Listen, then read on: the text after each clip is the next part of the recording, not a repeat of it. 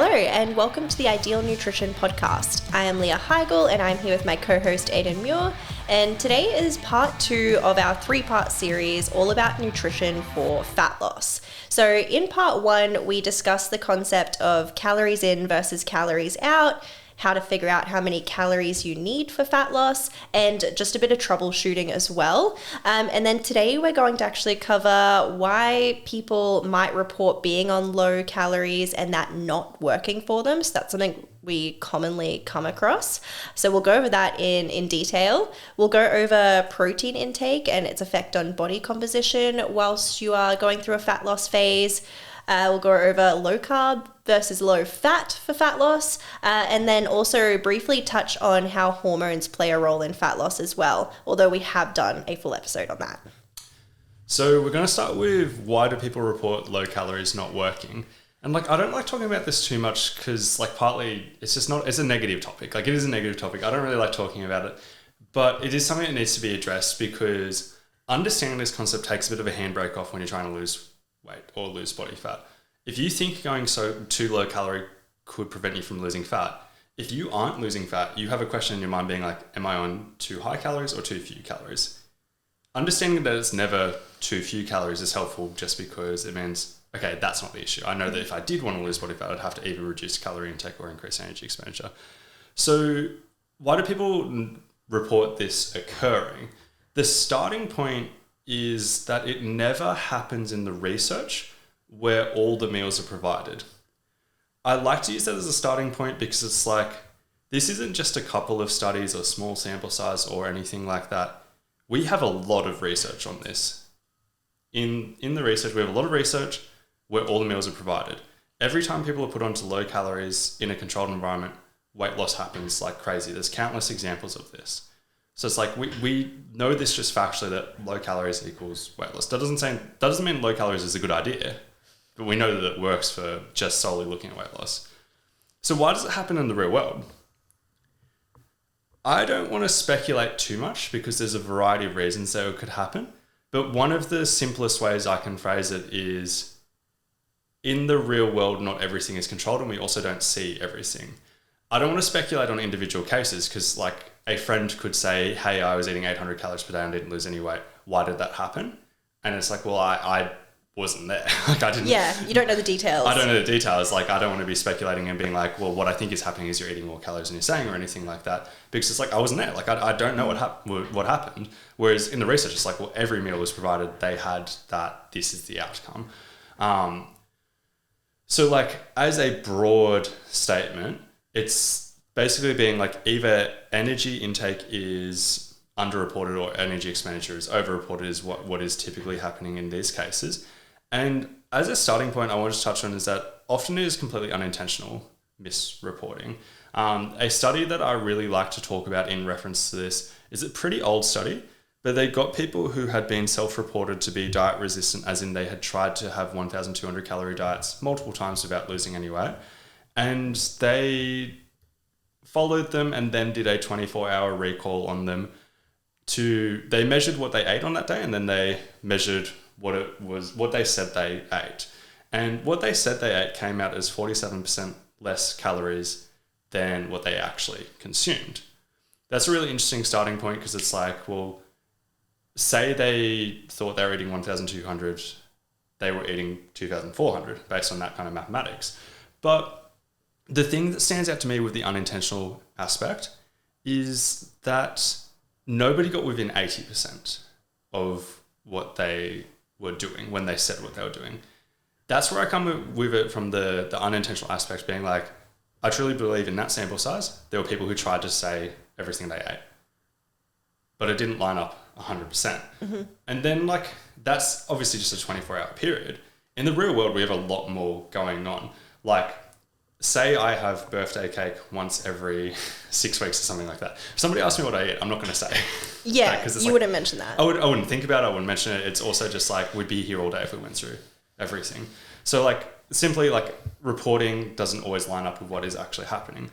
But taking that out of it, I think one thing we can agree on with the model of thinking with calories in versus calories out is that based on this model, if somebody ate 0 calories per day for weeks on end, we can agree as a starting point that they couldn't gain weight because the body is made up of calories. 1 kilo body fat, as mentioned in previous podcasts, is 7,000 to 8,000 calories. That couldn't be stored if we don't have calories coming in. So then the next step is surely we can agree that somewhere between 0 calories per day and quote unquote low calories, the same logic would still hold true. Then the next step is it's like, if the low calories, like let's use 1,200 calories or 800 calories or anything like that, not leading to weight loss was to happen within the model of calories in, calories out and everything like that, which is a model that we know exists. The only way that that can possibly happen if reporting is accurate and everything like that is if the body has down-regulated energy expenditure to the point that it matches it. But the body is always burning calories for a purpose. It doesn't just burn calories for no reason, which means it can also only down-regulate so far. One thing that I say to a lot of people is that body fat just sitting there burns around 4 calories per kilo per day. Muscle burns around 12 calories, or lean body mass on average burns about 12 calories per kilo per day. You put that together, and I don't want to get the maths wrong here, but like for like an 80 kilo person, that could be like 800 calories, just like those just existing. Just existing. And that's not something that down-regulates when we go into a calorie deficit, or down-regulates that much. Other stuff can down-regulate. Our heart rate can decrease, but it can't switch off. Our brain can decrease its function, but it can't switch off. Mm-hmm. We can breathe less, but we can't just stop breathing. All of these kind of things. The body is burning calories for a reason, but it down-regulates only so far. And we see this in examples like Hashimoto's and stuff like that, where thyroid hormones are lower. That means certain functions are down-regulated in the body, and that therefore reduces energy expenditure. But the highest reported cases that I've seen in the research is about a 15% reduction in total daily energy expenditure due to that. And they're getting pretty horrific symptoms because, as I said, the body's not burning calories for no reason. In these cases where calorie expenditure is reduced, it is showing pretty horrific symptoms as well. Yeah, I've gone on for a bit of a ramble with that, but basically yeah, I think it's definitely worth talking about though. And I think with everything on social media where we do have people saying, like nutrition coaches and whatnot do saying like, oh, you just need to eat more calories. Like that's why you're not losing weight. Like that's something I see all of the time, and it adds confusion to this when usually what those people are talking about is that you're not eating enough usually to manage your hunger cues in regards to food volume. Yeah. So that's a very different thing to actual calorie intake. So I think everything you just ran through is super, super important to know. So let's jump into protein intake. So since the goal of fat loss is fat loss and not usually to lose muscle in the process, we're really looking at wanting to retain as much muscle mass as possible. So calories control what we weigh. As an oversimplification, if the calories dictated that we lost, say, 8 kilos overall, but one version focused on muscle retention with a high protein intake and the other didn't, then the body composition outcome at the end of the day would be different from that fat loss or weight loss phase. So one version could say lose 8 kilos of body fat and 0 kilos of muscle. That would be a great outcome if you lost like literally no muscle and all 8 kilos of body fat. To do that, you would have to have a nice high protein intake amongst other things. But let's say the other person does the exact same thing, but not focusing on protein or muscle retention, and they lose just 5 kilos of fat and 3 kilos of muscle. So looking at it from a fat loss perspective, like one is clearly better than the other when we're looking at body composition outcomes. The reason that is oversimplified is because muscle and fat do contain slightly different amounts of calories though, so that is something to note. So technically the same size deficit would result in slightly different weight loss if we're thinking like fat loss versus muscle loss. But I don't like to get too deep into that usually with clients. I think it's simpler just to like... Yeah, I'll add on to that because this is helpful information, but I think it's interesting to know exactly what we're talking about with this. Like 1 kilo of fat, as we've mentioned, I don't know if we mentioned this one, we've mentioned in the last one for sure, is made up of about 7,000 to 8,000 calories, right? 1 kilo of muscle is made up of about 1,200 calories, but it's energetically expensive to create muscle. Like it takes about 5 times that amount of calories. That therefore means they both take about 7,000 calories roughly to create 1 kilo of them. Yeah. What about in a fat loss phase? Like if you're in a deficit and you were losing more muscle and muscle's only made up of 1,200 it is a little bit different. Yeah. And I just prefer the simplified rule. Like, I got this from like bodybuilding.com, but like a 500 calorie per day deficit results in 1 pound of weight loss per week or fat loss per week, based on the understanding that 1 pound of body fat is made up of 3,500 calories. Yes. Converted to kilos, I just say 7,000 to 8,000. Yep. Same kind of concept, 500 calorie deficit equals around half kilo weight loss per week, assuming most of it comes from body fat. Assuming you're focusing on trying to maintain muscle and everything like that, you shouldn't be losing that much muscle. And the concept still holds true.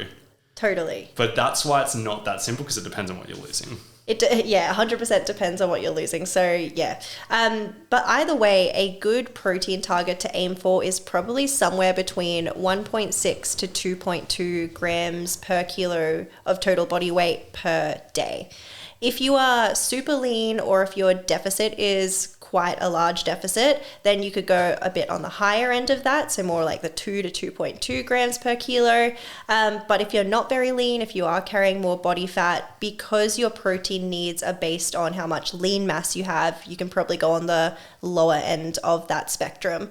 So maybe more like maybe even like 1.4 to 1.6 if you're holding a significant amount of body fat, or have, a lower amount of muscle mass to begin with.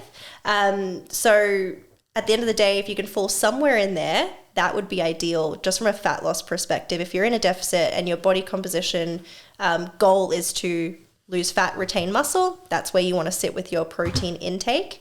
But at the end of the day, if those numbers are unrealistic for you, which sometimes they can be, like if you're trying to eat 1,600 calories, sometimes getting 2.2 grams per kilo body weight of protein is not going to be realistic. So do what you can within that range, but just be consistent about it. Completely agreed. So the next one we'll talk about is carbs versus fat. A lot of people talk about the merits of low-carb diets. Some people talk about low-fat diets or just a calorie deficit in general. The honest truth is it doesn't matter that much. It just does not matter that much. Research has very, very clearly shown that in both controlled and uncontrolled settings, aiming for either a low-carb diet or a low-fat diet with the total amount of calories and protein matched comes out as the same outcome. They both result in the same amount of fat loss and muscle retention.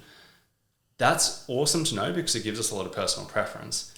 In amongst that, based on the research, I'm mostly of the opinion as well that there's not even that much individual differences in terms of results as well in controlled settings, and the personal preference and stuff like that comes more down to like what are you going to be able to stick to the most, and also what do you feel the best on and everything like that. I found it interesting that in uncontrolled settings, the outcomes come out very similarly, but that's also it makes it easier as well because it's like, okay, you literally can choose because it's like, if in controlled settings where all the food was provided, it showed one thing, but in practice, the other thing was easier or whatever, then you'd still want to choose that. But it's like, it doesn't really matter. One thing that's worth theoretically knowing is that carbs have 4 calories per gram, fat has 9 calories per gram. That's why in like the 80s and 90s, everyone was talking about low-fat diets and making out that that was a big deal and everything like that. Because fat has more than double the amount of calories per gram. But it doesn't really matter that much in practice because of satiety and desire to eat. People on low-carb diets, higher fat diets, seem to end up eating a similar amount of calories anyway, just because it might feel fuller per gram of fat, partly because it has more calories per gram as well. Going one step deeper with this, the only thing I really don't encourage is going super, super low fat for most people, just for hormonal reasons. It can have implications for testosterone, it can have implications for the menstrual cycle and stuff like that. If you go really, really low, I don't think many people need to worry about that unless they're actively striving to cut out all fat sources from their diet, which it does happen occasionally, like if people try to really clean up their diet and stuff like that and they're just like trying to cut out all fat sources. But anything above, if somebody was tracking macros, anything above 0.4 grams per kilogram per day should be fine. Or a simpler way of saying that for most people is like above, say, 30 grams of total fat or 40 grams of total fat would be a good metric for most people. Anything beyond that is mostly personal preference. Yeah, I 100% agree. I think from a personal preference perspective, I prefer with a lot of my clients to take things very moderately on both sides and not go super, super low fat or super, super low carb unless they have a specific preference for it. Yeah. Because we know that it just doesn't matter, or it might change day to day. Depending on food choices. I think so, yeah. And I particularly with plant-based diets and stuff like that, I just think it makes it easier knowing that it comes out the same, because it's like, well, it's pretty hard to go low carb and be plant-based at the same time. Yeah, 100%. But even from what I run into is people wanting to be low fat on a plant-based diet, but that's really hard to meet all of your micronutrient needs, because we know like nuts and seeds and all those things are great. But also just making food taste good, being very, very low fat is quite difficult. Personal preference is a big one there.